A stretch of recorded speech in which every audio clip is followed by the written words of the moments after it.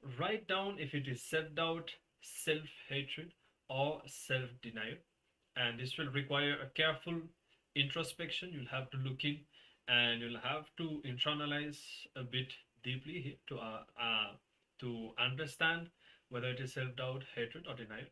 And sometimes it can involve even more than one. It can be even all the three: self-doubt, hatred, and denial at a time. So look carefully within.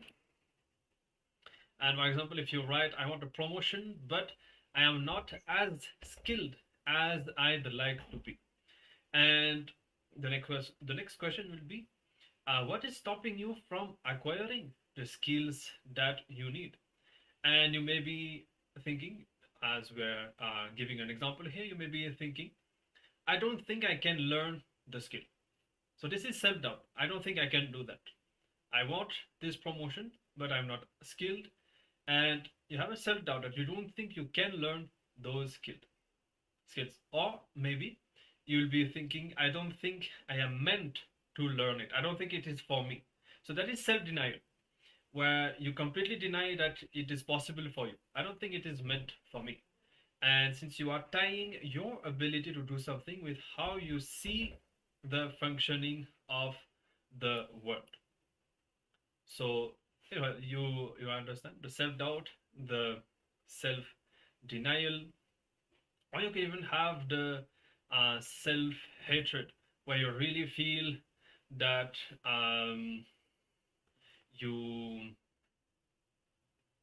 because of that, I'm not sure how to give a precise example about that, but you'll be feeling that you are not going to take that step because of that inner hatred that you have towards yourself.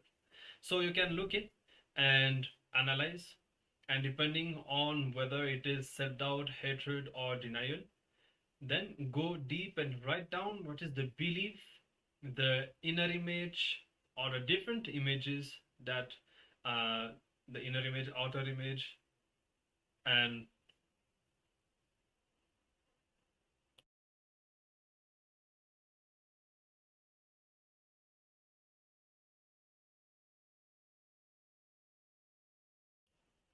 all right, so I think we'll go step by step. First, just write down what all the impossibilities, the set of reasons why you find that it is difficult to achieve your desire, and identify for each reason whether it is self-doubt, hatred, or denial. So we'll start from here. You can start penning down, and if you have any questions, or if you have a doubt whether you have been able to identify what it is, you can even share with us in the Zoom chat, and we'll assist you to complete this exercise. So let's take a few minutes now.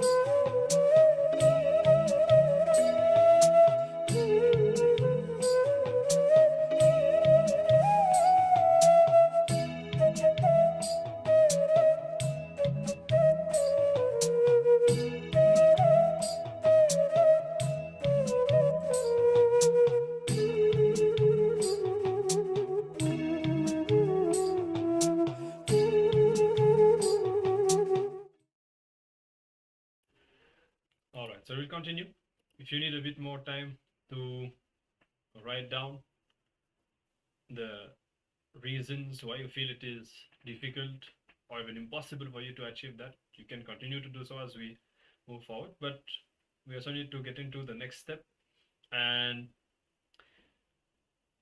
you will be, when that incident happened. So for example, if the impossibility that you have about manifesting your desire, look back into your past and try to find when is the earliest incident when you experienced that. Okay, so for example, if you have, let's say, a fear of public speaking, maybe when you were age 5, you were speaking and your parents or someone made a comment. So even if you are 40 years old now, this would be the root pattern. So you will be looking back into your past and trying to identify what is the incompletion built at that time and which is still affecting you now, and you'll be reliving that incident. So we'll guide you on how to do that. Now, when you find that source incompletion, the incident that you went through in the past, when that incident happened, how did you perceive yourself, the situation, or others? Okay, these 3 different life images, the inner image that you have, the others image, and perception that you have about the situation. And do you see how that perception has stayed with you? Is that perception true, or is there a chance that this perception is wrong? Are any of the situations repeated again and again? So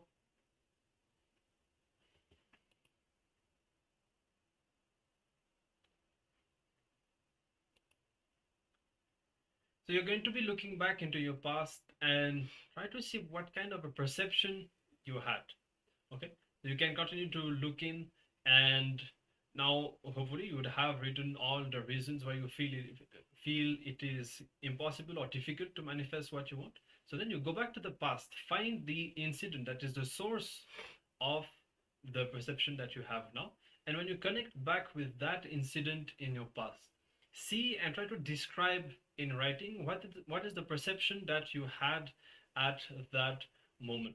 Okay, so the kind of negative thoughts or beliefs that you would have had about yourself or others, perceptions of impossibility, and so on. You can take a few minutes now, continue to write down. We'll be showing now the next step, the second step of the assignment.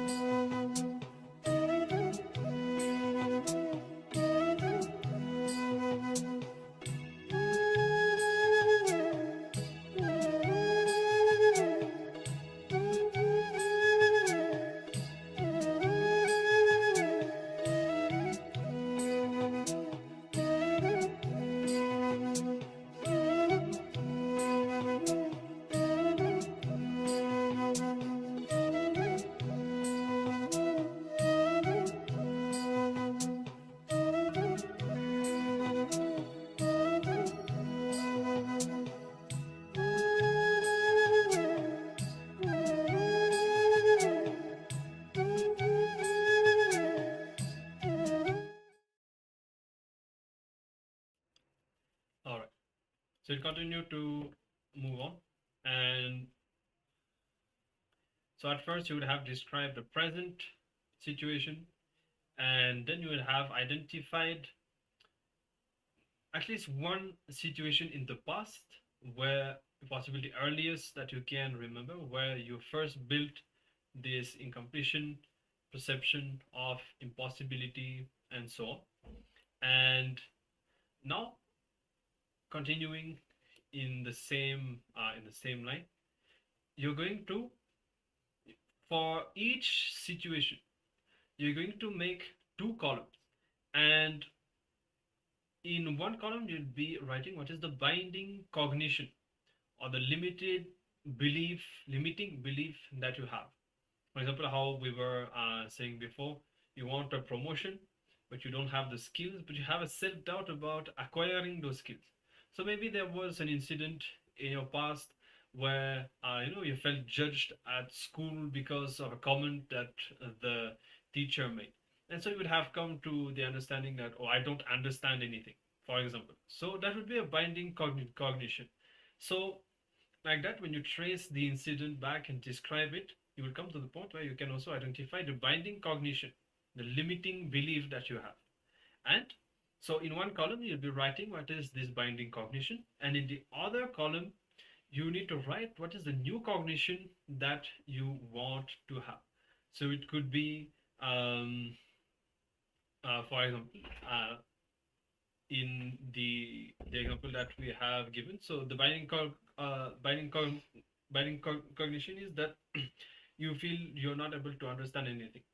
Now here you could write that I am Paramashiva, and you just have the confidence that you are able to cognize or understand absolutely anything in the universe. So that's one possible cognition that you could write, and it could be even more simple. It doesn't whatever clicks for you, whatever words are able to shift the space inside you. So you can use your own word to write it. If you feel like, you can even share with us and we'll give our feedback. Essentially, now you need to shift the cognition from the limiting cognition to a powerful cognition that is going to empower you to manifest what you want. Okay, so we'll be showing the assignment again, and let's continue in this exercise. And after that, we'll move into the completion process, where you can relive and you can complete with all of the emotions and that very binding cognition that you have experienced or created in the past.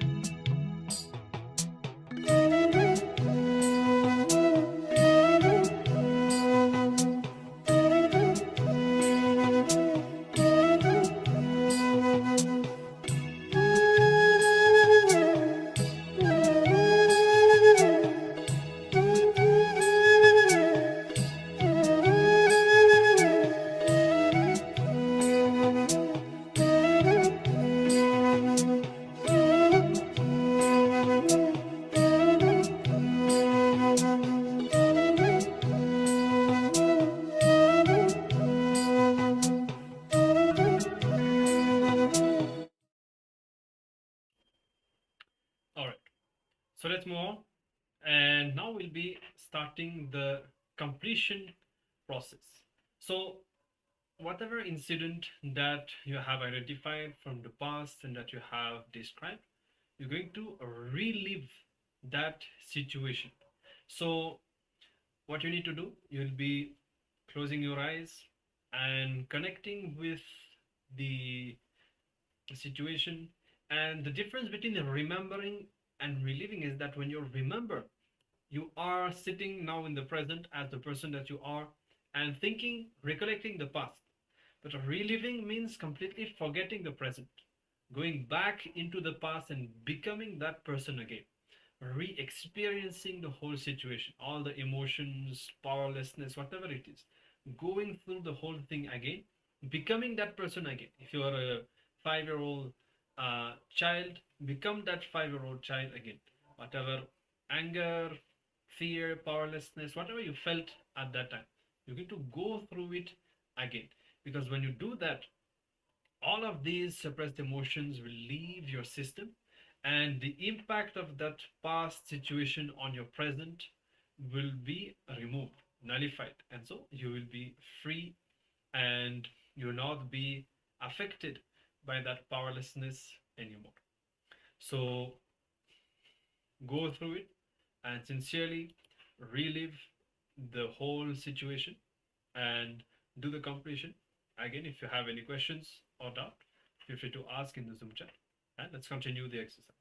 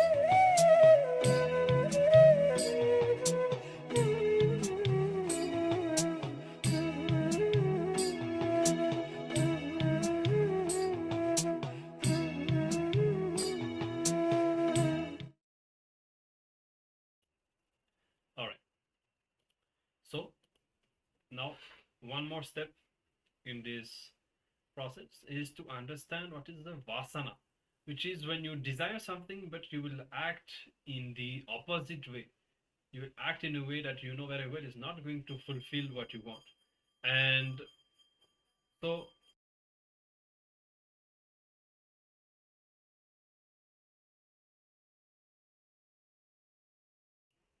yes, and in whatever you have written now, you would have already described and relived. Now, have you identified any vasana? As we said, when you want something but you act in a completely opposite way because of the negative cognition that you have. And whenever you find a vasana like this, you can complete with a vasana with a simple instant completion. You just decide that, see, you understand that you have a desire, you're not acting towards it. So the simple understanding and decision to drop it, that instant completion is enough. So now we are approaching this whole thing from two different angles. On one side, you complete and you do the process that we have done until now, and you also have the possibility, once you understand what the vasana is, you don't even need to look at all the incidents in the past and all of that. You just decide for spontaneous instant completion and decide to align yourself to fulfilling what you want.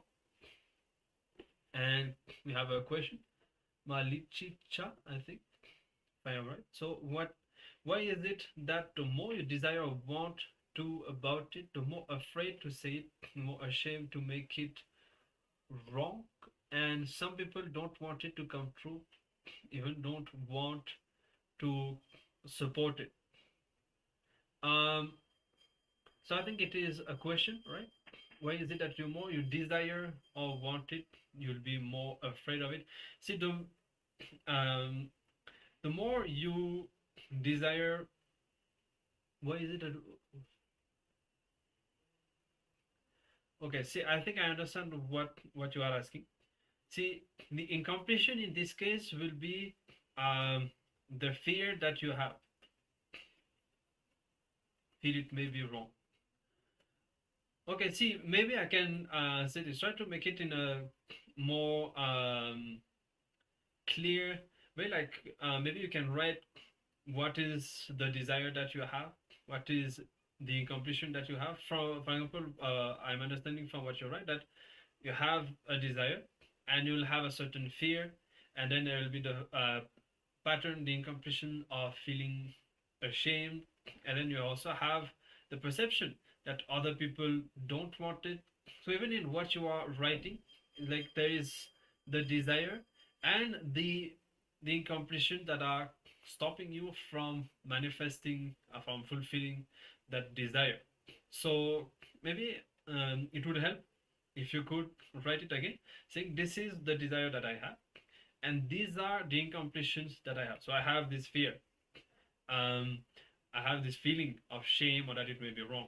I have this fear that people will not support it. Because now what you need to do is each of these things you need to complete with it. Okay, the feeling that you have that people do not want to support it is also coming from your inner space, from your own powerless cognition. Okay, so you need to understand that and complete with it.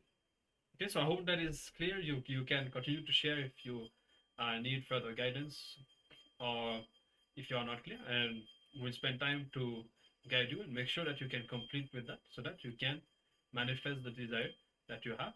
And for the others, we can start looking into the vasana and deciding to declare instant completion with the vasana and align ourselves to manifesting our desire.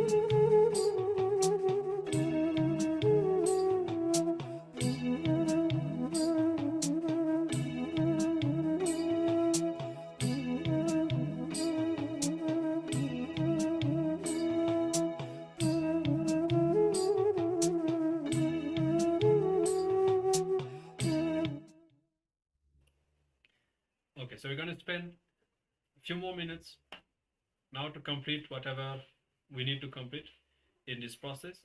If you feel that you need to relive the incident inside for the completion to happen more, feel free to do so. If you are working on the Vasana aspect, you can do that. Whatever clicks for you right now, whatever works best. If you need more time to dig out the self-doubt, hatred, denial, do that. If you have any final questions, you can share them with us. We want to make sure that you have a clear understanding and that the completion happens. And my literature, so I also wanted to again make sure that you are able to move forward. See, basically understand that whatever you share, either your fear or the feeling ashamed, all of that is not necessary. Okay, it is all coming from the incompletion that you have. And so you need to find the earliest incident in your life where you felt that and try to describe it, understand what inner image you built, and do the completion with that. Because when you are complete, then okay, so he has shared a few more details. And okay,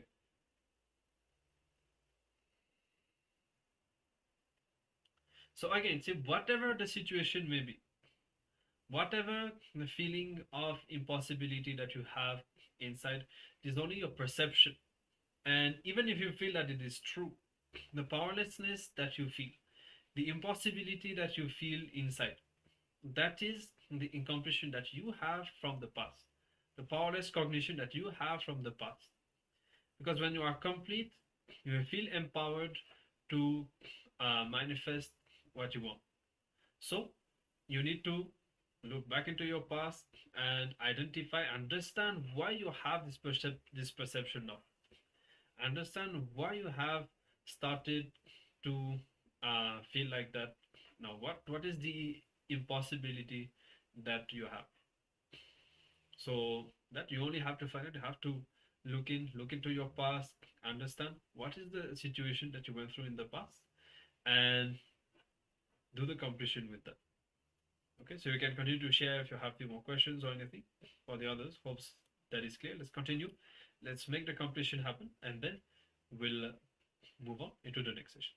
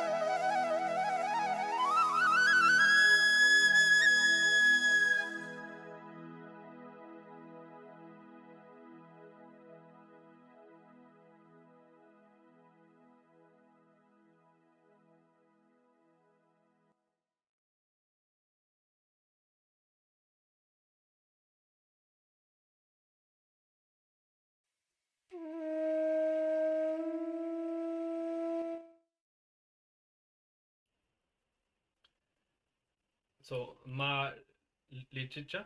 So I think you don't know the exact incident, but you're able to understand the feelings, the cognitions. So you need to go deeper. You need to go deeper. Only when you find what is the incident, you will be able to understand really why you are thinking like that.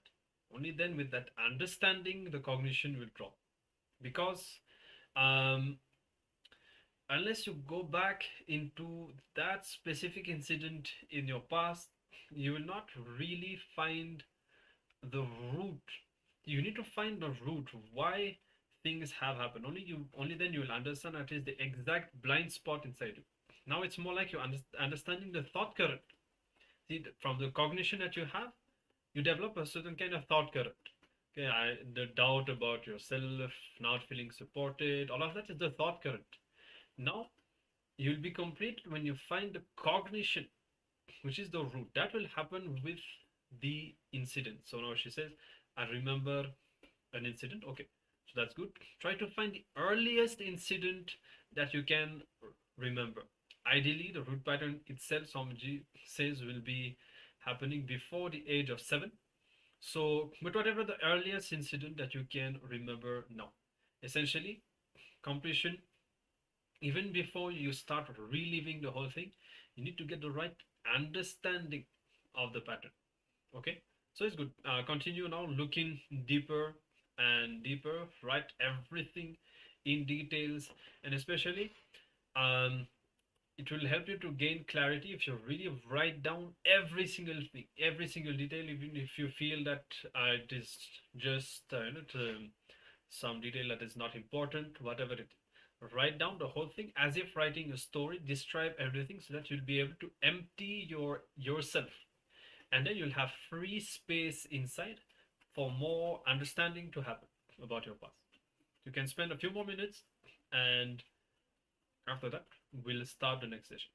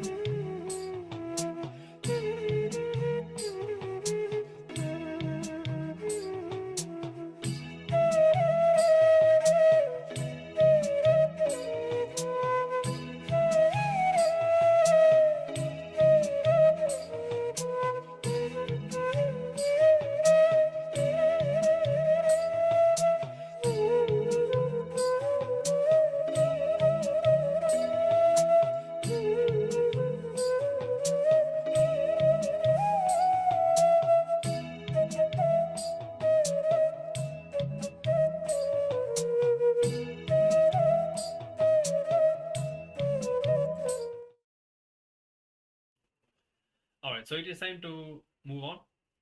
And if you feel that you need a bit more time, you can continue to look in and to pen down to do the completion. We'll be giving a few more minutes even before the darshan, so you'll be able to continue with this process. But we have to now cover an important aspect of today's program, which is the Shiva Dīkṣā. It's the initiation that all of you will have the opportunity to receive from Swamiji during today's darshan. So we'll be covering what the Shiva Dīkṣā is, what it is all about now. So kindly provide your listening. So the first thing that we all have to understand, that Sadashiva or Paramashiva clearly describes in the source scriptures that human beings are the sons of immortality. We don't need to repent, as we are the favorite inheritors of the cosmos. But over the course of time, we have lost the ultimate experience and the understanding. We have forgotten the true power we hold in our hands, and it needs to be awakened in us. So the power of third eye is the most powerful power that we all have inside of ourselves, and Swamiji is going to be awakening that through this Shiva Dīkṣā. So from the blindfold reading, body scanning, all of these powers happen after we receive this initiation into the Shiva Dīkṣā, as Swamiji will be opening our third eye. And the initiation into the third eye by Swamiji is the first quantum jump, the first initiation to transform man into divine. So let's look at the origin of the Dīkṣās and how it has started. So the Agamas are the source scriptures, and in the Agamas, Paramashiva has spoken to his consort Devi Parvati about how it is most important to receive the Dīkṣā. So Paramashiva says that bless us with explanation on Dīkṣā, initiation process for those who are seeking to lead a spiritual life. These powerful Dīkṣās are called Samaya Dīkṣā, Vishesha Dīkṣā, Nirvana Dīkṣā, and Acharya Abhishekam.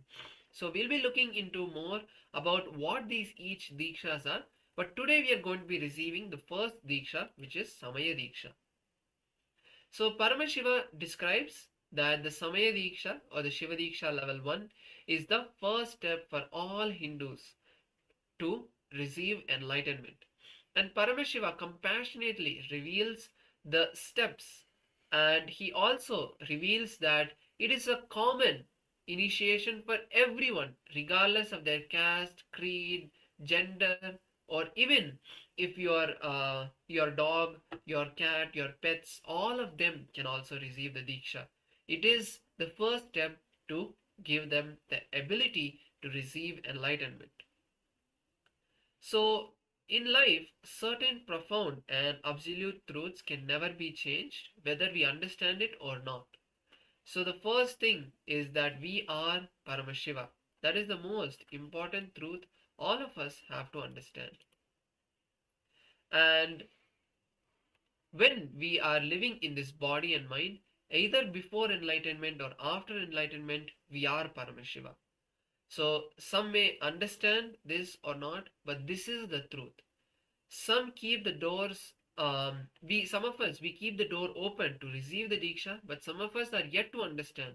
But the ultimate absolute truth is that each and every one of us are Paramashiva. And it's most important that we are the rare few who are in this birth going to be receiving the Dīkṣā from Paramashiva himself. So many people around the world, there are almost 8 billion people, but out of that, it is only us few who are having this rare opportunity to receive this Dīkṣā from Paramashiva himself, who has happened as our Guru. So understand how fortunate each and every one of us are. So when a Samayi means the person initiated into the Samaya Dīkṣā follows the prescribed lifestyle that Paramashiva and the Guru has instructed with integrity, the possibility of manifesting powers of Paramashiva happens inside of us. So the next thing is that the Samaya Dīkṣā is not just an initiation into the lifestyle of Hinduism, but it is also the awakening of our DNA. The first inspiration, the first awakening that we experience of Kundalini happens when we get this Dīkṣā. So when Swamiji is initiating us, we achieve the rights to experience Paramashiva, and our DNA is awakened. And even scientifically, we have proven how the DNA has awakened in the participants who have received the Samaya Dīkṣā. So when we receive the initiation from a person who is not enlightened, after the initiation we need to do a lot of penance to experience the fruits of this initiation. But with Swamiji, he is Paramashiva himself, so we don't need to do any penance or austerities to receive the benefit. Swamiji himself has done all of that for us. We just need to receive the Diksha. So when we receive this Diksha from Paramashiva himself, he bolts this mantra into our bioenergy, so that whenever we are doing any action, whether it's working, sleeping, talking, or any activity, that mantra is constantly just radiating inside of us. The mantra is continuously happening inside of us. The Shakti awakens the DNA of our Gotra, which is our family or community tradition. So whenever the community in which, whatever community in which you are born, that unique DNA is awakened. And by this awakening, the knowledge, clarity, completion and fulfillment starts happening in us. So let us now look at some of the scriptural references for the Shiva Dīkṣā. For example, we have in the Uttara Kamikagama, where Paramashiva says that the action which bestows enlightenment destroys the impurities of feeling belittled, the karmic baggage and forgetfulness of one's original state as Paramashiva. Indeed, the main benefit of all Diksha, the sacred initiation, is the fruit of enlightenment. As a side effect, all the worldly pleasures and enjoyments start happening.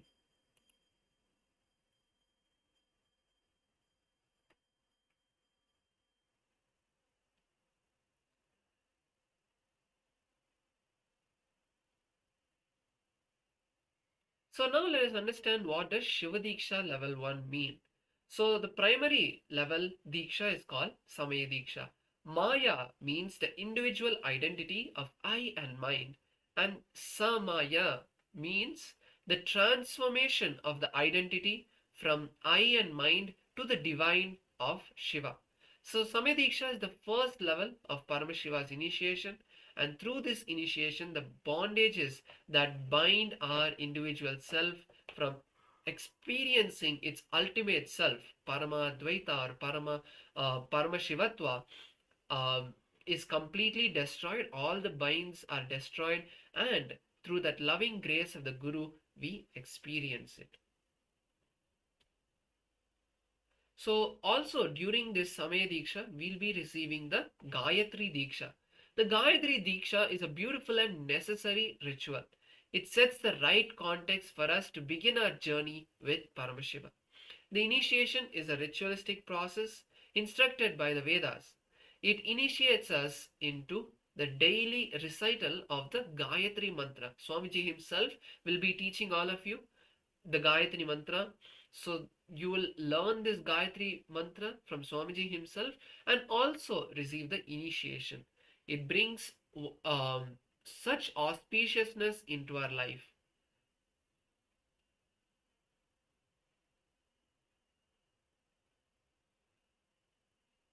So now let us understand the do's and don'ts of the Samaya Dīkṣā.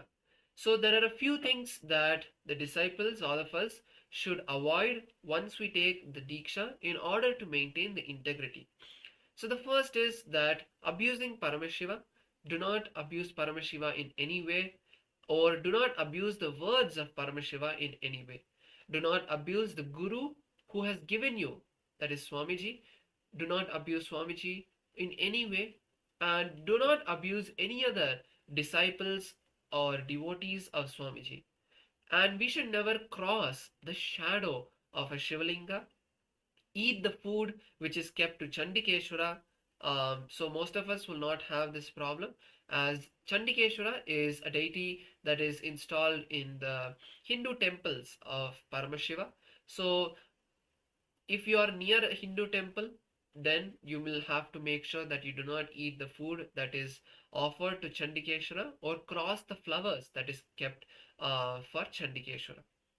So otherwise, the main instructions is that we should not abuse the Guru or Paramashiva in any way. So till the end. Now, few things that we should start doing in our life, that we should start incorporating, are till the end of this life, worship the Guru and Paramashiva and the Shivagni, which is the fire invoked for the uh, purpose of worshipping Paramashiva. And the initiated disciples, all of us, should start applying the Bhasma, Vibhuti, sacred ash, and wear the Rudraksha gifted to us by Swamiji during the Diksha in your throat center. So also one more important part of the Diksha is called the Guru Dakshina. The Guru Dakshina is an offering made by the disciple to the Guru out of deep gratitude for Paramashiva for choosing us to take this auspicious Diksha. The Dakshina is offered. For us human beings in this life, we need physical health, mental health, spiritual life, relationship, wealth, and so many things. And Swamiji is going to be gifting all of that to us. And he is going to be raising us to the next level of consciousness. So, as an expression of deep gratitude for the Guru, offer the Guru Dakshina. So, for the Samaya Diksha, what is the Guru Dakshina? It is very simple.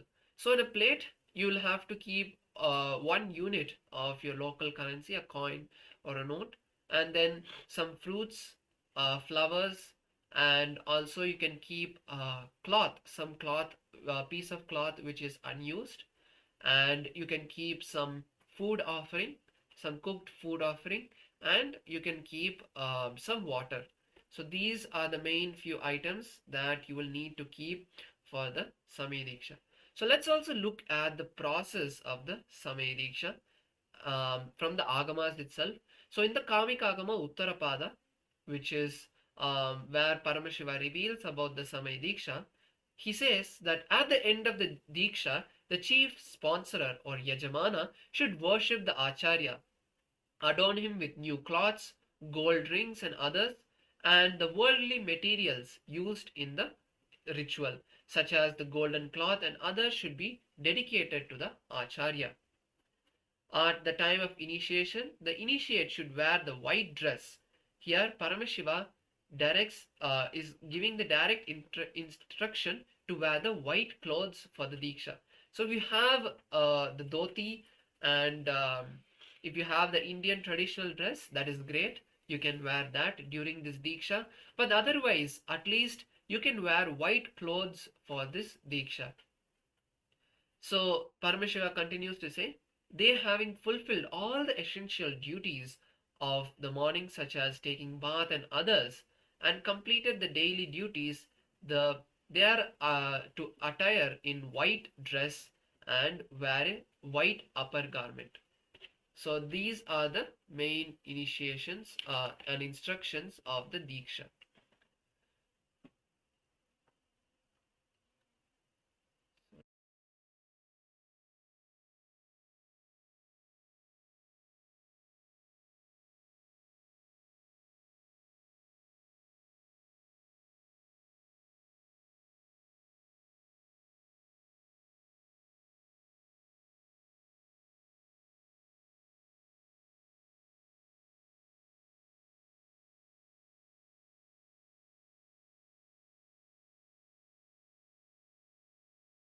So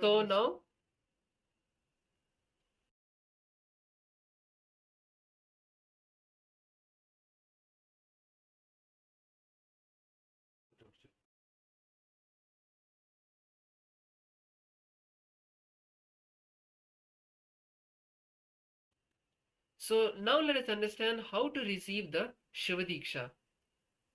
So we'll be just projecting a few slides for all of us to also understand the diagram that we can prepare.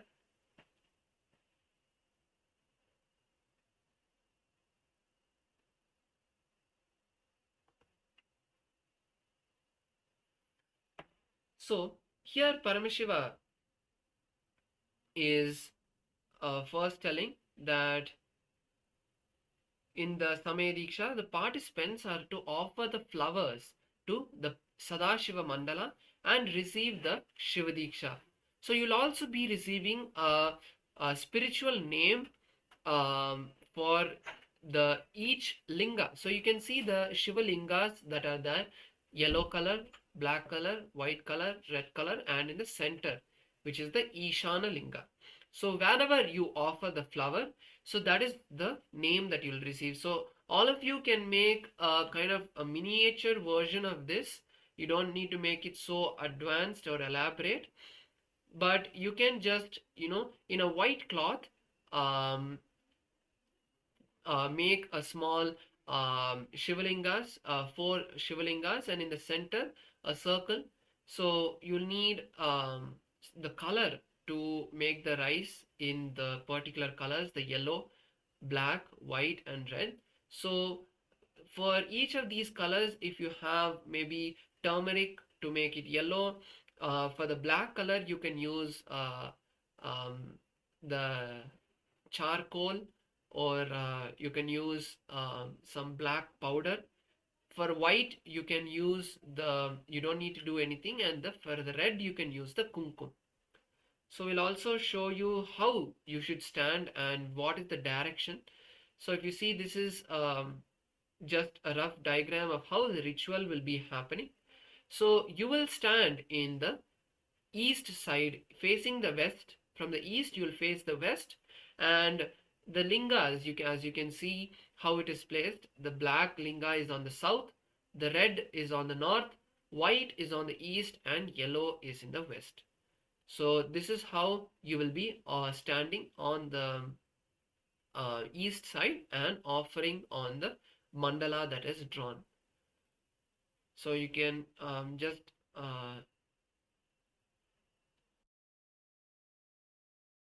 so where you will be standing, you can draw the Om symbol, and maybe you can draw it on a cloth, or you can even use if you have chalk, you can use the chalk too. So this is a little bit more understanding of what linga is on which direction, and which of these lingas are representations of which.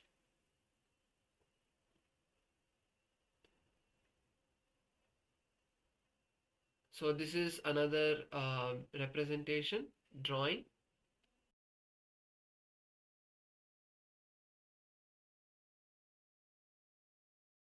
So if if you need more guidance, or you want to refer back to these, surely you can just go to the YouTube live stream and just scroll back to this point. But as we'll have to also cover a few more topics and powerful cognitions before we move into today's darshan, we'll have to move on. But all of you can refer back to the YouTube live stream to have more information and detail about the entire drawing.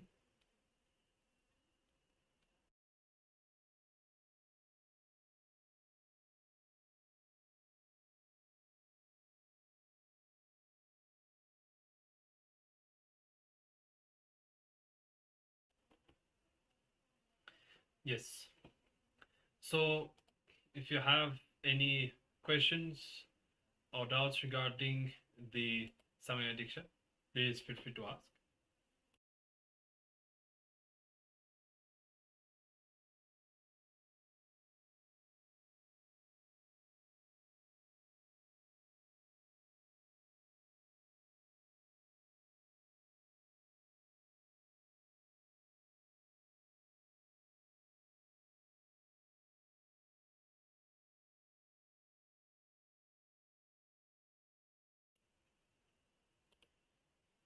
And so I'll just be showing the diagram for a few minutes, and we also will be watching a short clip where Swamiji will be explaining how the Shiva Dīkṣā is all about preparing our inner space to manifest the powerful cognitions. And literally this Shiva Dīkṣā help us to reprogram our inner space and upgrade the whole inner software that we have. So right now, maybe the inner software that we have, the inner space that we have, will be operating based on certain powerless cognitions and so on. With the Samaya Dīkṣā, with this initiation, Swamiji will literally reprogram our inner space to function based on powerful cognitions. And so now we'll be listening directly from Swamiji, a short clip on this initiation of the Samaya Dīkṣā. So kindly provide your listening, and also in the meantime we'll be sharing the link for all of you to sign up, to register for today's initiation. So let's now enter into the video. So can you provide your listening, and let's listen directly from Swamiji about the Samaya Dīkṣā.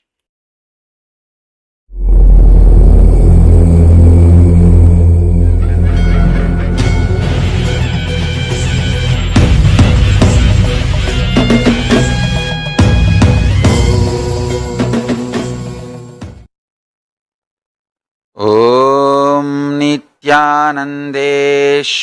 परमशिवसमारम्भाम् नित्यानन्देश्वरि पराशक्तिमध्यमाम् अस्मदाचार्यपर्यन्ताम् वन्दे गुरुपरम्पराम्.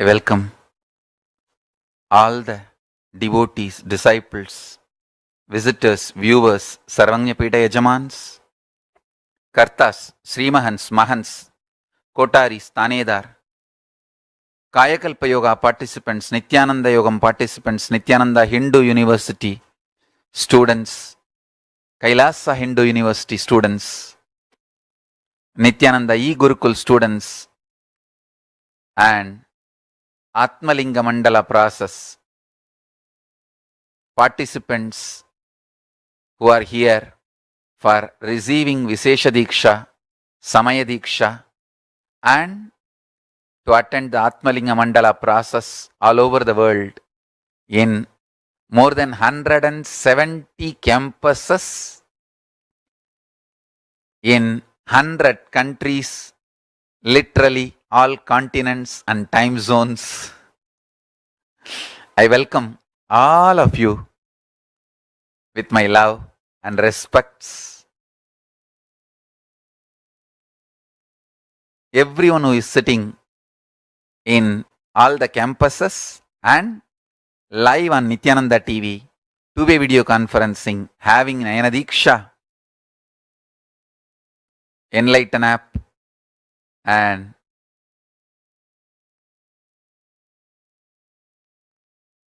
Hinduism Now TV, Twitter, through every way, I welcome every one of you with my love and respects.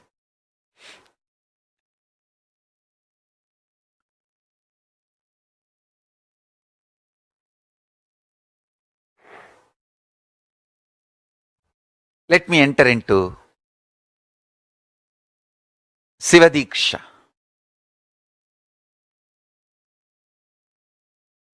Understand, I'll give you just few important understandings. Just internalize these few important understandings.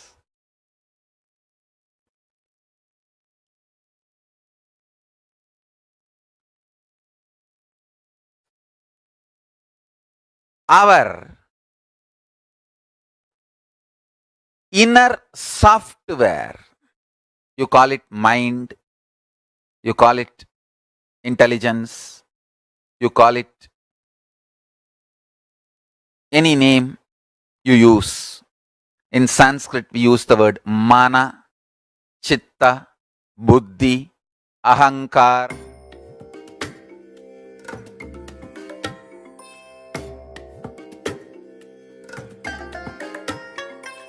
I bless you all. Let you all open all your three eyes and manifest the powers of Mahasudashiva. Om Nithyananda Paramashivoham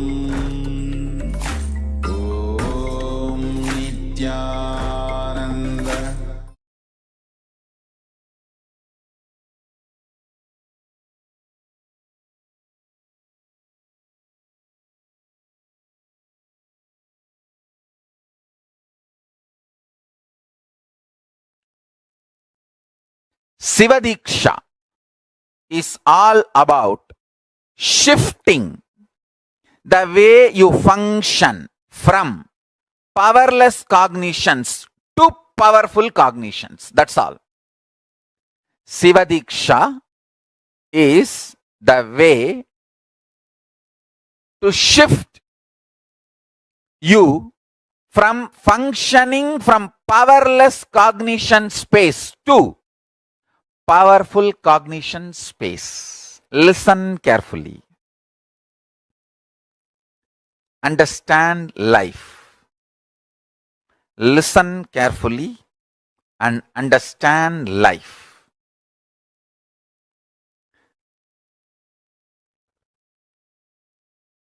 I will repeat. First,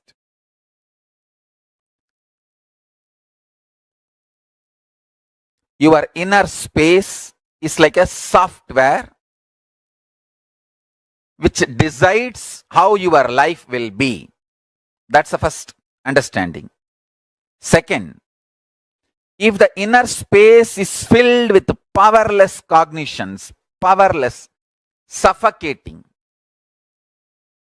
wrong ideas about yourself, about your world, about God, it can be more and more suffocating, making your life difficult.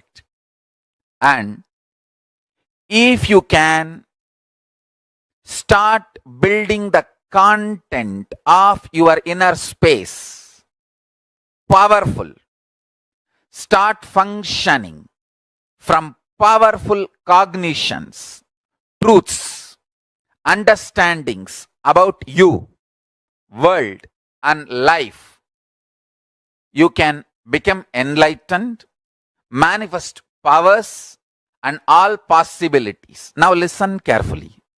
The good news I have is your inner space can be beautifully reprogrammed. It can be reprogrammed with powerful cognitions. It can be reprogrammed for enlightenment. It can be reprogrammed to manifest the state, space, powers of ultimate Paramashiva.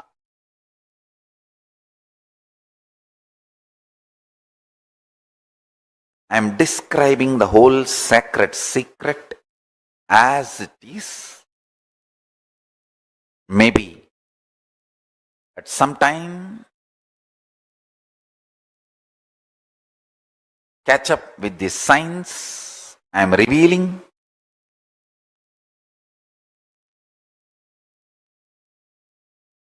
Listen, listen intensely. Maybe the modern day science will catch up with what I am revealing at some time, sooner the better for the humanity. Listen. Your bioenergy is left inside your body when you assume the body. Like a snake, it just goes into your Mooladhara chakra and rests coolly in the Paramashiva Bodha. Between the age of 0 to 3, the first activity starts at one point. You start feeling, I exist. We say, na, the time I remember me. That happens between 0 to 3. The earlier it happens, better for you. The earlier it happens, the being is higher conscious. People who never miss that prajna, I exist, are incarnations. They miss just for a few days or few weeks, but within 1 or 2 months, get that I exist, are yoga prashtas.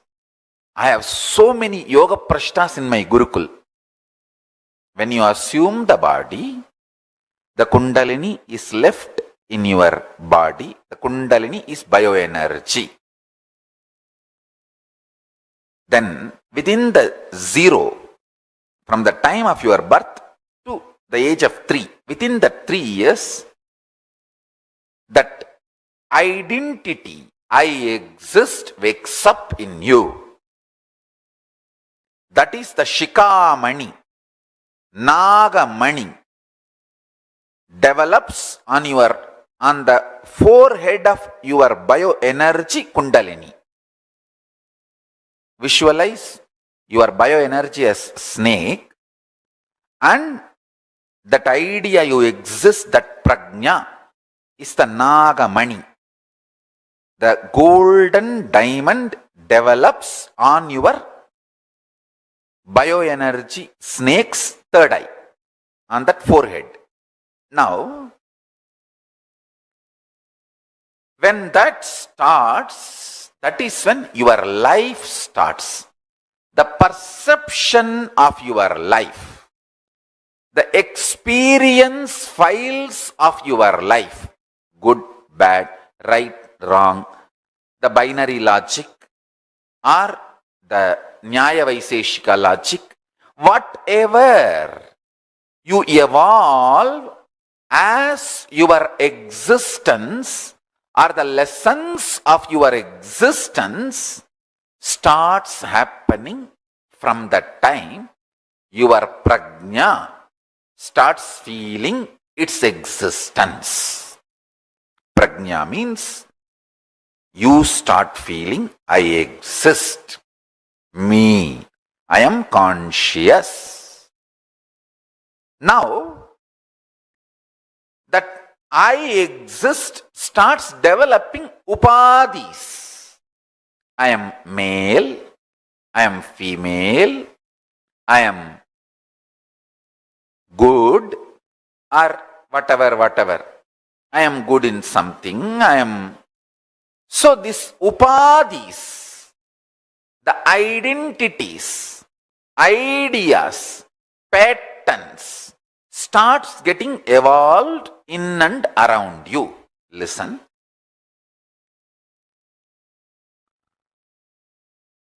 When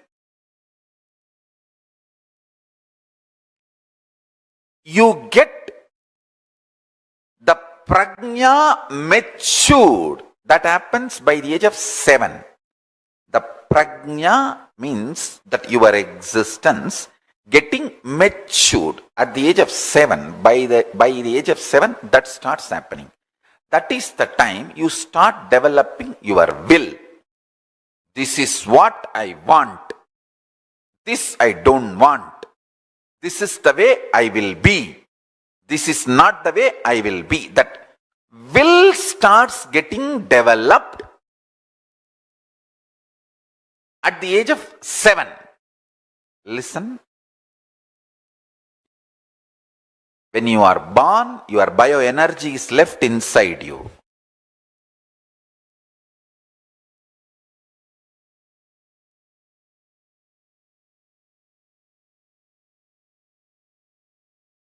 Hinduism, because Hinduism is built on intelligence.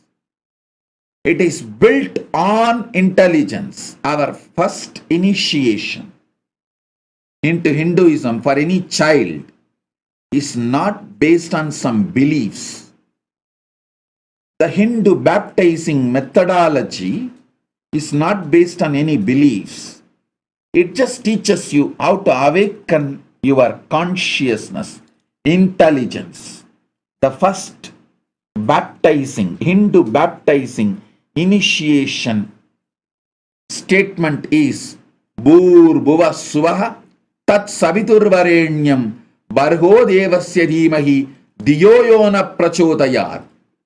I meditate on the highest intelligence which awakens my intelligence. I cognize the highest tejas which awakens my intelligence.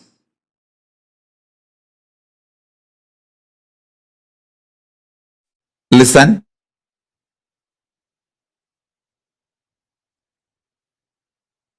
I'm going to give you 4 mantras. Gayatri mantra, then Shiva Dīkṣā, Shiva mantra. Gayatri mantra will open Brahmaloka for you. It will give you access to Parabrahman.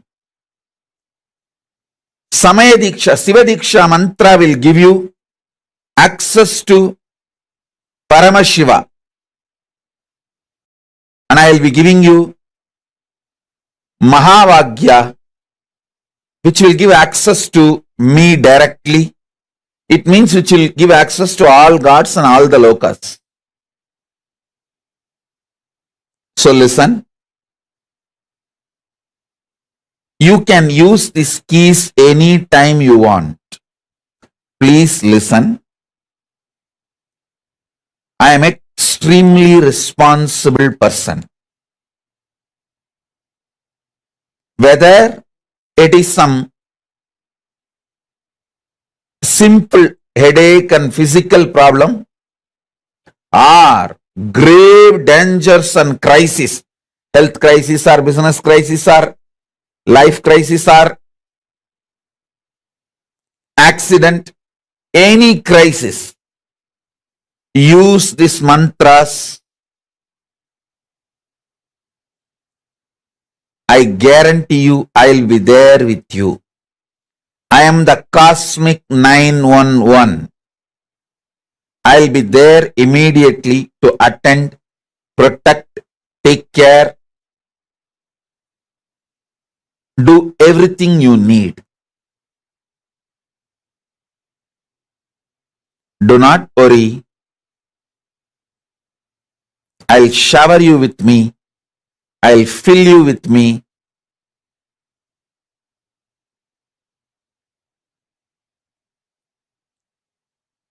I will manifest me through you. Listen. Listen carefully.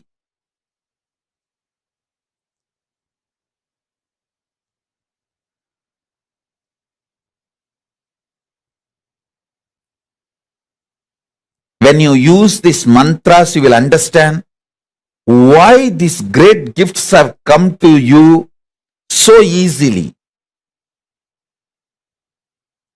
When you choose me, you have proven your commitment, strength.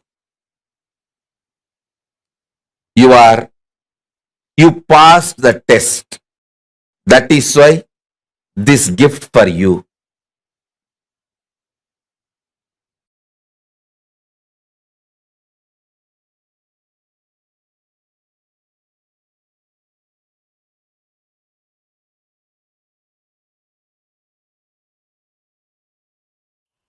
Yes. So as you understand, a very powerful initiation, a very powerful opportunity for all of us. All these mantras will open the doors of all the lokas to all of us and the doors of all the spiritual experiences. So definitely go ahead and sign up. We have posted the link to register in the Zoom chat. And we won't waste time. We're jumping right into our next session because today's program is a bit packed and we have the darshan starting very soon. So now we'll be learning about the science of third eye awakening. As immediately after the darshan, we'll be having our first power manifestation of this Paramashivoham. Let's learn a bit about the third eye awakening that Swamiji initiates all of us in.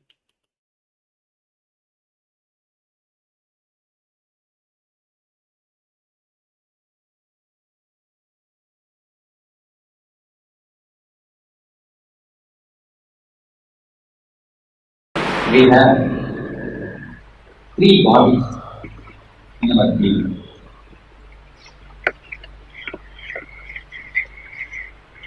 We are linked, we are linked with only one body. That is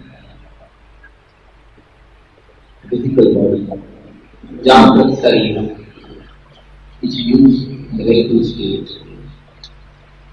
We have one more body, which we use in Swapna, in dream state.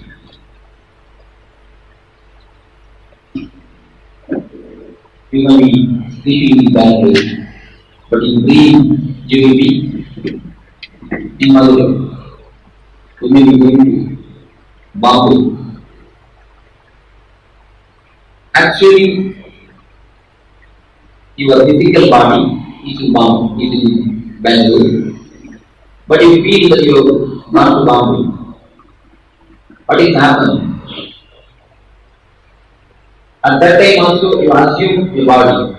You are using some body. Without body you won't be able to do any activity. The body which you use in your dreams is subtle body, Sukshma Sarira. We call it Swapna Sarira.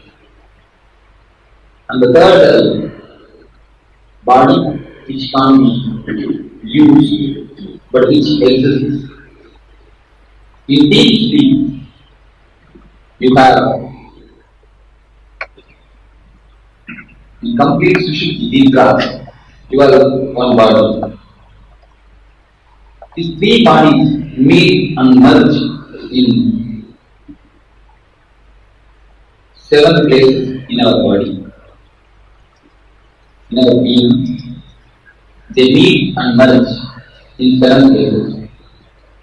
These 7 places are called energy centers or chakras. Here is a beautiful diagram, picture given about the chakras. So very nicely. Each and every chakra is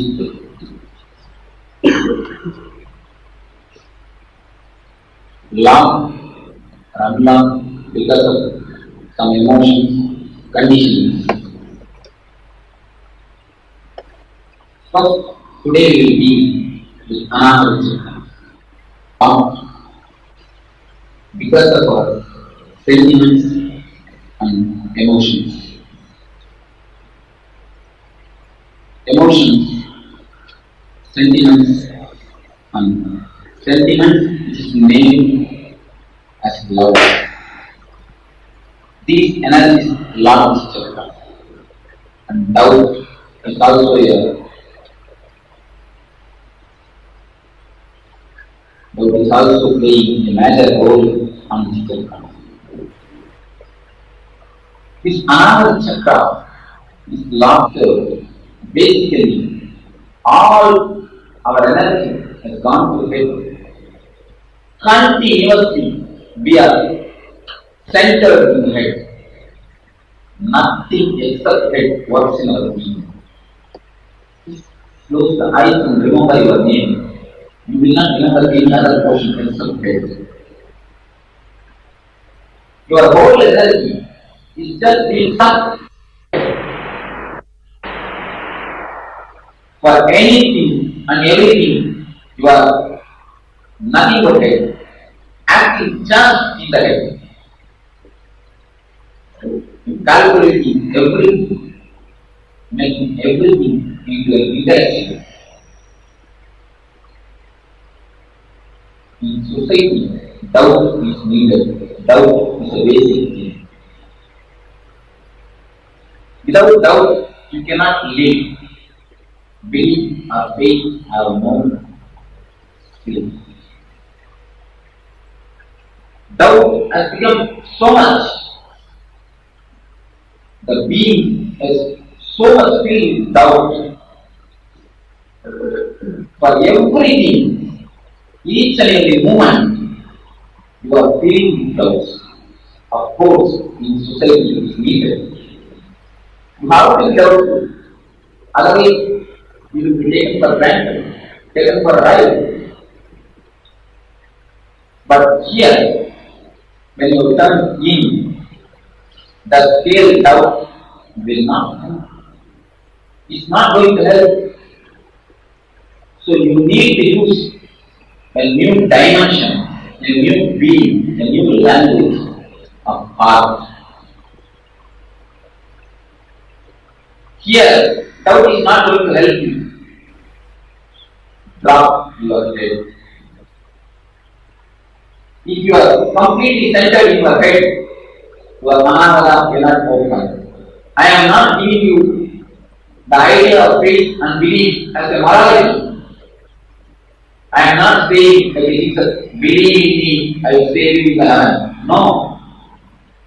I am giving this idea of faith or belief as a technique. It is a basic need for us now. If you want to take anything higher, these three chakras are basic chakras. The Mooladhara is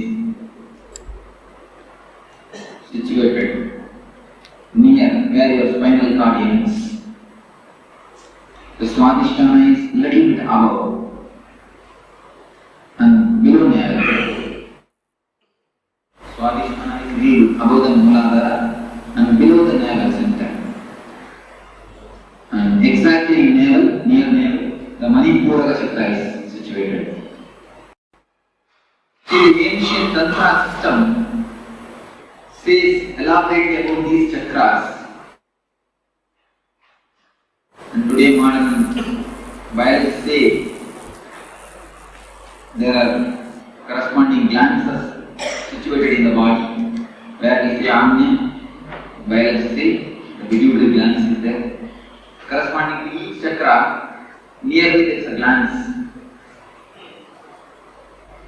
The glands gives energy through these chakras. When if we know about these chakra signs, if we can use the signs of these chakras, we will be able to use the aircraft into aircraft as an aircraft. Yesterday I told you the story of aircraft. After the Second World War, the German soldiers have left to open aircraft near a tribal area. When the tribals saw that mechanism, they thought it would be a bullock cart. They started using it as a bullock cart to transport the materials. After a few weeks or months, someone little bit intelligent man came and saw and thought it may not be a bullock cart because there are so many gear systems. For bullock cart there is no need for so many gear systems. He thought it would be a tractor and he started using it as a tractor.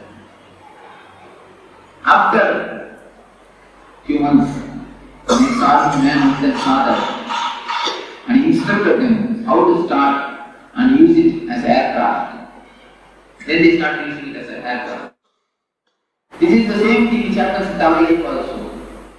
If we don't know the gears and mechanisms of these chakras, we will be using our body as a tractor or bullock cart.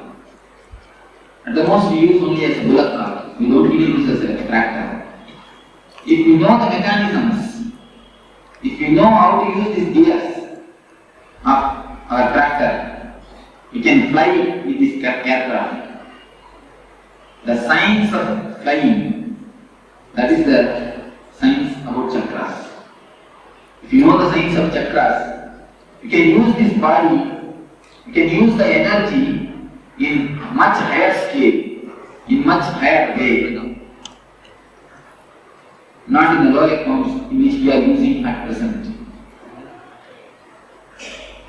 If these chakras get opened, your energy will be used in higher planes. It will be transformed into a higher energy. So how to open this? What is the science of these chakras? To open these chakras, two methods are followed. One is meditation, another one is maturity. What I call by the word maturity, we can use the word jnana, wisdom. But what is called as jnana, wisdom, I call it as a maturity. Jnana word is too much attached with seriousness. When we listen the word, we immediately feel that it is not for the Grihasthas. That's why I am not using the word jnana, I am using the word maturity. So now we will come to the first chakra. First chakra is Muladhara. As I told you, there are two ways to open these chakras. One is meditation, another one is maturity. Maturity means just understand in which way these chakras are locked. Get the key and open the chakras. If you know how to open the chakras, you will see the maturity descends on you. This chakra is locked by a particular emotion. Each chakras are locked by a particular emotion. If you know how to unlock it, the chakra energy will be released in you and you can float with the energy of the chakra. The Muladhara chakra is concerned with the.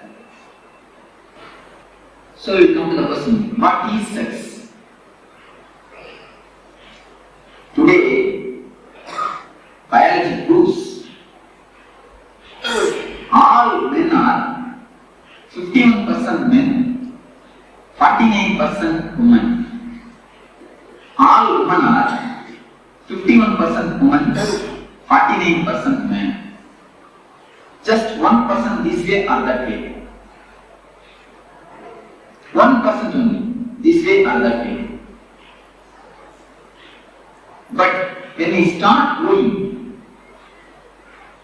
society doesn't allow the women part of us to express. When we do the meditation, many times I observe, men always cry, women try to laugh. Why the reason you know? The feminine part of us has been suppressed. The masculine part of the women has been suppressed by the society continuously.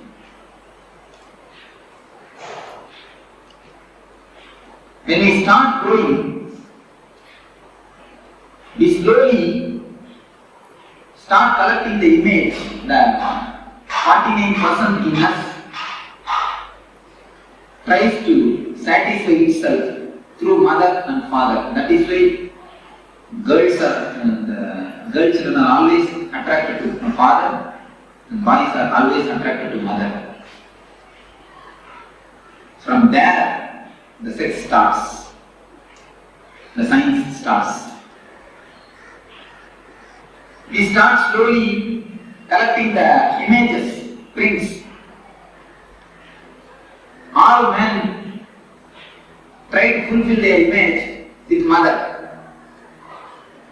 All women try to fulfill their man image with father.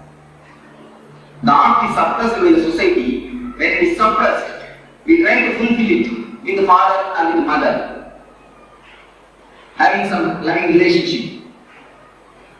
Then after a few years of growth, we start collecting the images from many people, from the outsiders, how a real woman should be, especially from media, how a real man should be.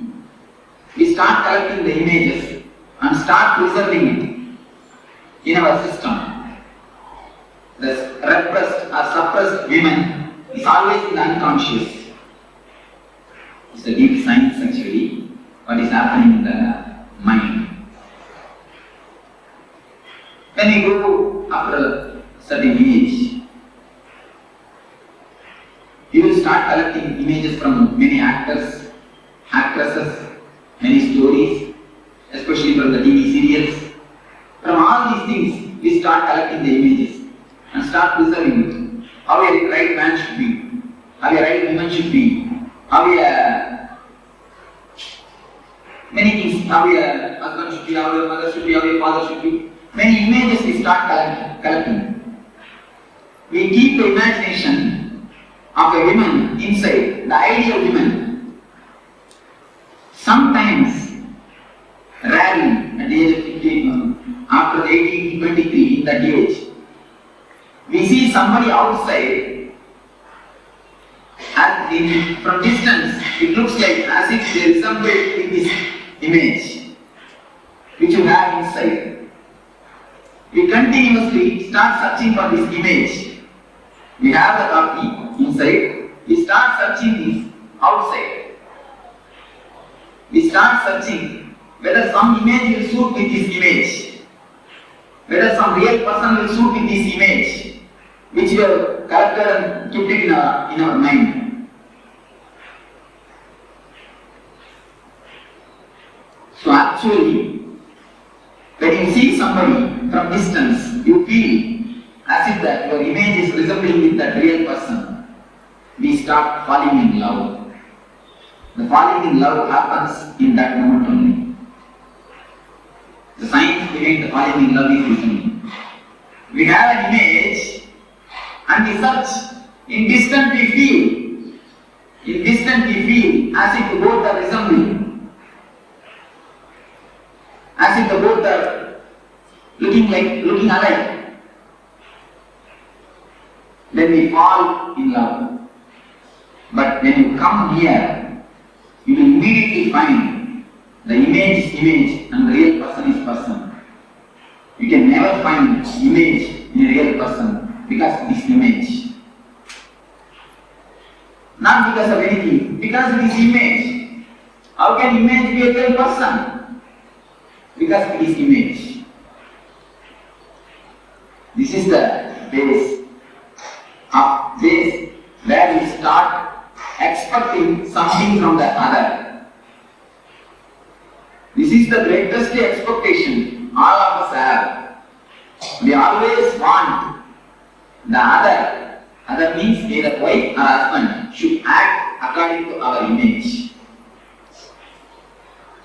Is it possible?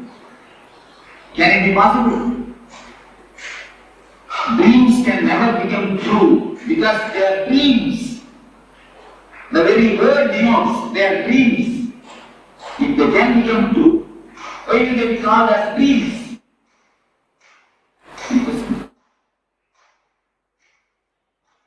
It has to be heard very clearly. Please listen with full attention and try to digest what I say. That's why I am speaking very slowly. If any question please raise, now we will come to the clarification. This is the way in which our expectations about others starts. We collect all types of images from media, TV, wherever we see the ideal person. We collect that image and keep it inside and try to actualize it. We try to make it a reality with a living person. Is it possible? It can never be. That is why all love ends in failure. All, capital letter A-L-L, you can use. All, without exception. There are, we can say there is an exception, one or two, like Ramakrishna and Sharada Devi. Both of them have no image. Both of them have no expectation. So something directly happened between them. The pure love transmission. Of course, that type of exceptions we need. Our whole life, the so-called life, is nothing but this unending war. If any of you oppose, I can go more deep into this subject. If any of you can raise any questions. Always it goes in such a way. So we have an image and we start carving. The whole day, 24 hours, she is with hammer and chisel, you are also with hammer and chisel. When you find her, you start chiseling. When she finds you, she starts chiseling. The house is continuously, completely filled with the sizzling sound. Keep quiet. Don't stand. All these sounds are nothing but sizzling sounds. The continuous chiseling sound is resonating, resounding in the house. So, this is the way this chakra is locked.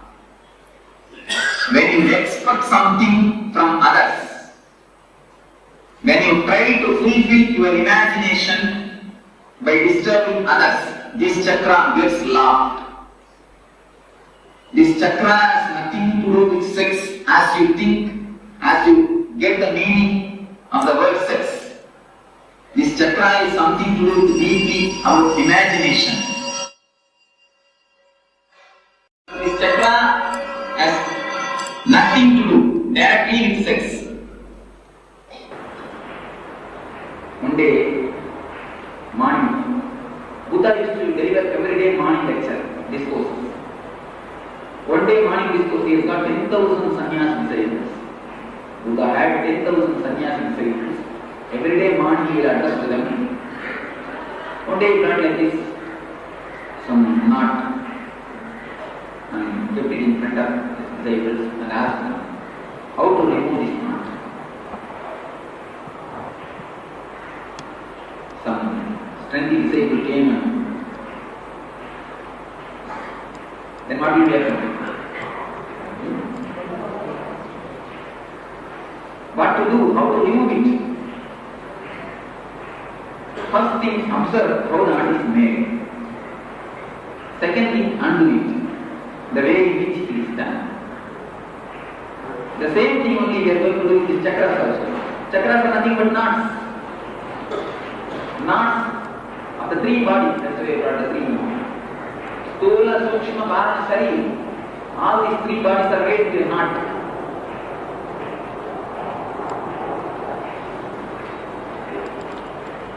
So how this chakra, this Manipura is locked? We will see first how it is locked. It is locked by negativity and worries.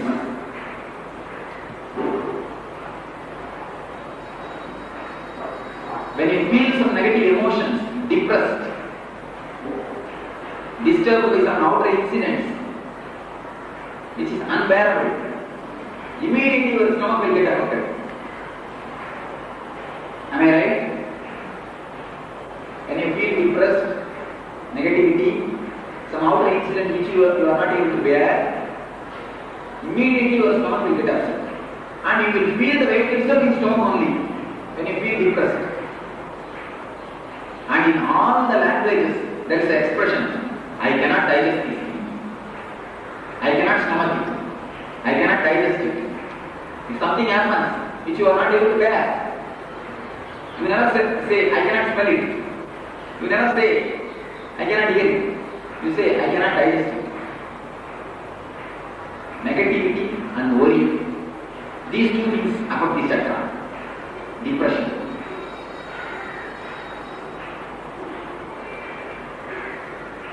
How to unlock the chakra? Unlock this chakra. So you know now how the chakra is locked. How to unlock it. That is what I said. I said the word acceptance.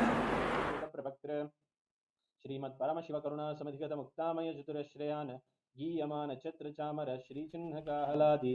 Yes, we interrupt this video, this segment, as it is time to switch over to the darshan, but at least all of us had समस्त introduction बिरडावल्यलंकृत ज्ञान about विज्ञान the chakras, Chakraborty and serve it जन is a संग very सद्यो old निर्वाण discourse दीक्षाव्ययापवर्ग from वर्ष from विश्रान जीर्णोत 2002, परमत कलपकेसरी and शैव Swami सिद्धांत Swamiji at that time स्थापनाचार्य itself Shri was राजाधिराज teaching Pandu about the Maharaj chakras, Guru and we'll be learning सकलशास्त्रादि much more महंतकारिणी about कारण each ज्ञान Bhanu each वीक्षणा chakra Narhar individually जलोच्छेदन पूर्वक in his Shrimad program itself, in ऋषभध्वज Paramashivoham Level स्थापक 1, and then even शैव further in समय depth कर्त्रे into सर्वज्ञपीठारूढ़ Paramashivoham Shri Level 2 जगत as well. गुरु Shri So ज्ञान we continue संबंध to Desika discover Swami more भागीशु सुंदर and माणिक्यवाचक work स्वामी on नाम awakening, अवतारभूत Shri opening ज्ञान each संबंध of Swami these पुनरुत्थित 7 Shyamala chakras. पीठ सर्वज्ञ But पीठ today that is enough for us to know. महासन्निधान अरुणगिरि As Yogeshwar परंपरागत after the Arunachal darshan, we'll be having our first सर्वज्ञ power manifestation महासन्निधान session on this Kailash Paramashivoham. परंपरा The तथा acharyas will guide you and give you the महासन्निधान right नित्योत्सव about नित्य the Mangal science नित्य that कल्याण नित्य Swamiji Rajit has Kailash revealed so परंपरागत that you आदि Kailash can start Nityanand to पीठ experience Mahasamsthana the power महासिंहासन पीठ manifestation for Gatre yourself. साक्षात् Now, Shri Paramshiva before we move समुद्भूत into the Kailash darshan परंपरागत preparation, Vaivasvata मनुक्ष्वाकु Harishchandra we'll Bhagirath Shriramchandra spend a Shurasena few minutes इत्याद्य to नवच्छिन्न create a right Sarvabhauma Chakraborty space inside. As परंपरागत today we have चतुष्षष्टि योगिनी मंडित been through the चतुष्षष्टि Kalpataru संप्रदाय process. प्रवर्तक Now, मनुधर्म during the शासन darshan, Swamiji Suryavansh will be giving प्राप्त the सर्वज्ञ Kalpataru पीठ blessings सुरांगी for all साम्राज्य of us to मूर्धाभिषिक्त manifest our Chudamani desire. So through that, साक्षात् Swamiji Shri will Paramshiva infuse his समुद्भूत own Kundalini energy कपिलमहा into the Guru space पुनरुद्धृत that we have महानिर्वाण created पीठ inside. अष्टोत्तर सहस्र Shri So, for that, Mahamandaleshwar it's important that we साक्षात् should Shri be Paramshiva having समुद्भूत that space Shri created, Mahaganapati we should समारंभ be नवच्छिन्न holding that space पीठाधीश्वर inside us. गुरु परंपरा So, प्राप्त अटल पीठ now, अष्टोत्तर सहस्रतम अष्टोत्तर remember सहस्र Shri the Atal signs, पीठाधीश्वर whatever you have, कर्म मुक्ति the स्वर्ग पुर self-doubt, स्वर्ण पीठ hatred or त्रयोदश denial Guru that महासन्निधान disturbs Kailash the परंपरागत space that you आदिपीठ have created. सर्वज्ञ पीठ Complete with Jagadguru it and Shri Kailash recreate the space. पुनरुद्धारक Shri And Kailash परमाचार्य right now, forget Shrimad about Paramhans all परिव्राजकाचार्य Varya the past Sachchidanand Pranav incompletions, the स्वरूप completion Shrotriya process, ब्रह्मनिष्ठा reliving, Shrimad hiding the जगत source Guru and all of that. Shri लश्री Whatever Bhagavad completion you Shri have been able Nityanand to Paramshiva achieve Shri ज्ञान right now, संबंध Desika let it be. ब्रह्माचार्य स्वामिनां Anything else, प्रीत्यर्थम just take a तेषां conscious decision to पादारविन्दयोः drop it भक्ति सिद्ध्यर्थम at Swamiji's Guru feet. कृपाकटाक्ष So, सिद्ध्यर्थम we request क्षेमस्थैर्य the वीर्य participants Vijay to आयुरारोग्य ऐश्वर्याणां sit straight, अभिवृद्ध्यर्थम enter into a short धर्मार्थ meditation. काम मोक्ष चतुर्विध फल Sit with पुरुषार्थ your head, neck, and सिद्ध्यर्थम spine in a straight line. समस्त दुरितोपशान्त्यर्थम समस्त And remember the मंगलावाप्त्यर्थम desire that you भगवत् have Shri written down, Nityanand the Paramshiva one that you want प्रसादेन to manifest. सकुटुम्बस्य ज्ञान Remember it in your वैराग्य inner जीवन space मुक्ति प्राप्त्यर्थम and create a Shri space Sarvadev for Devi that स्वरूप desire Shri to Nityanand manifest. Paramshiva Visualize that Shiv it is wishes already Navratri the reality. महोत्सवे It has already happened. Rajrajeshwari It अलंकार has सेवां already दीपाराधन manifested सेवां च in your करिष्ये present.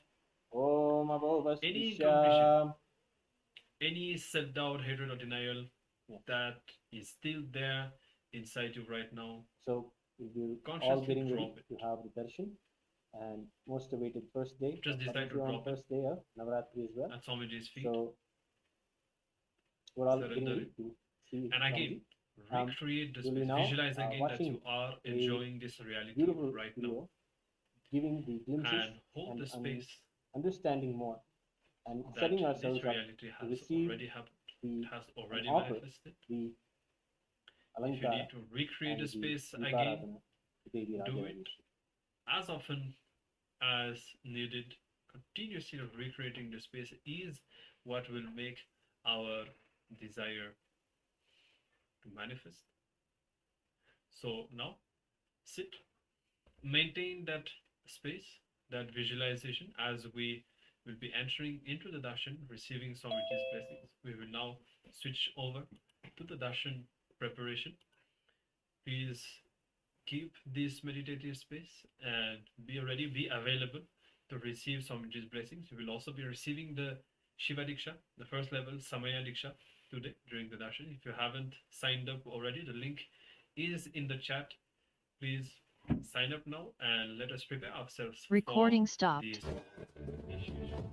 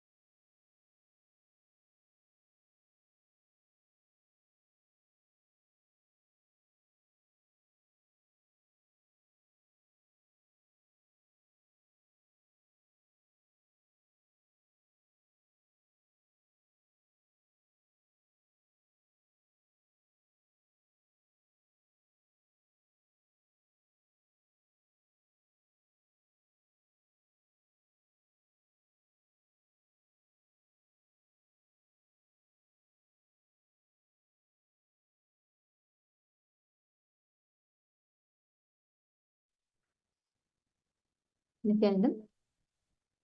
Sincere apologies to all the participants. Now, all of us are going to be preparing ourselves to receive the darshan. Darshan means, please understand, darshan is a very beautiful word where you come face to face with the divine. You experience that highest form of oneness with the divine. That is darshan. Darshan is a space where you experience that highest oneness in the most simplest, in the most sweetest form. This darshan, there's a very beautiful word called Shaktipada, where you experience, you raise into that highest frequency of oneness by being established in the space of oneness with Swamiji. Like how each one of us are experiencing when, like for example, let's say when you go and watch a movie, for example, when you see it on the big screen, you mirror, you experience when you see the emotions. Like for example, you're watching your favorite football game, and you start, that impacts you, like that nail biting moment when the stress is on top with all the players, and that's exactly what you experience. The same thing, see, human beings, when we not naturally see someone swimming, you feel like, if I can see them and I feel like it's possible for them, it should be possible for me also. You experience, you mirror that same experience that's happening in the other person within you. Now think about it. When you come face to face with the divine, who is the ultimate manifestation of the cosmos, literally the energy, the frequency is 10,000 times more than the normal. This is the exact experience you receive in the darshan. Darshan means that you experience that highest form of oneness, and you receive the initiation, the transfer of energy and experience from the enlightened inner space, from the highest inner space of the Guru directly to you. Today, we are going to be having the darshan where Swamiji will be blessing, gracing all of you in the form of Gajamukha Anugraha Murti. It is in this form Paramashiva blesses Bhagavan Maha Ganapati, Ganesha, and he showers, blesses all of them, the whole world with auspiciousness. And in today's darshan, all of you can post any reality that you want to manifest, any experience that you want to manifest. The breakthroughs that you want to have, you can post all of it, and you can prepare yourself and receive the blessings from Swamiji for that. And I request all the participants to please come on the camera. Please settle down.